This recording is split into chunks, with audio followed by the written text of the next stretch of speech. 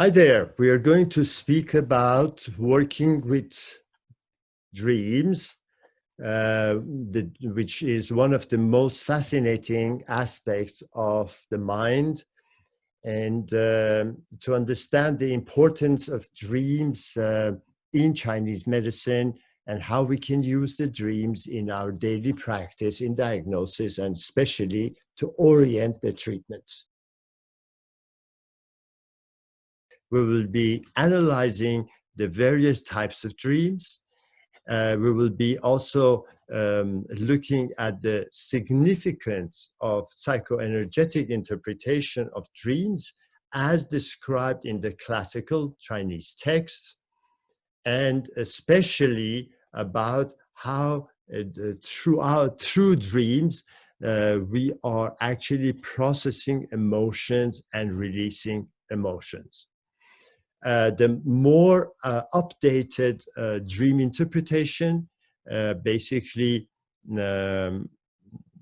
based on the, as I mentioned before, in the 17th, 18th century descriptions on interpreting dreams in terms not only of pathogenic factor, but also of emotions, and which will bring us to understanding and diagnosing the zhang organs, or zhang fu organs involved in that, and with practical acupuncture strategies and points that can be adapted.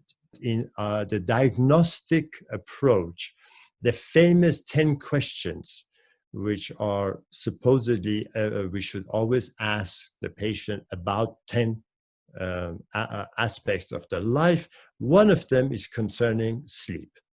And we know that sleep is a fundamental aspect of our significant aspect or fundamental reflection of the balance of yin and yang of all the substances.